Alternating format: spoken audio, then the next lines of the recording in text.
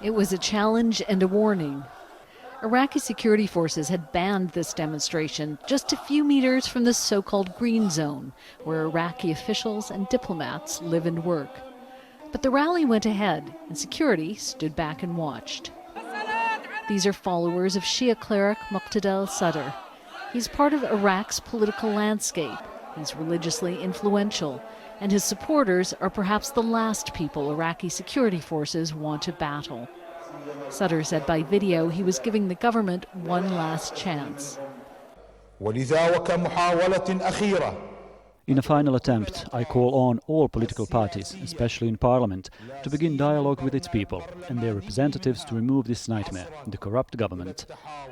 Sadr has set a deadline for the end of this month for the Iraqi Prime Minister to implement government reforms he promised last year. If that doesn't happen, he says his political bloc will withdraw confidence in the Prime Minister, and he says his followers won't just be demonstrating at the gates. If they don't agree to our demands, we will heed Mr. Muqtada's words and enter the green zone. We must obey his esteemed words. The core of Sadr's support has always been the Shia poor and disenfranchised. Beware the anger of the hungry and poor, the sign reads. This is a revolution of the hungry and the revolution of the poor, like the ones in history that swept Russia and Europe. A lot of the younger men are unemployed. Some say they are victims of a corrupt system where you have to pay to get a government job. The Iraqi Prime Minister has pledged to end corruption and install cabinet ministers chosen for their competence instead of party ties.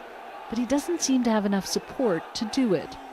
Political parties now are meeting to see if they can come to a decision on a way forward to try to restructure the government or actually implement some of these reforms.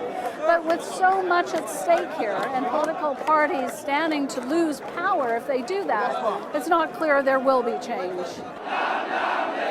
Sadr's followers say they will do whatever their leader asks them to.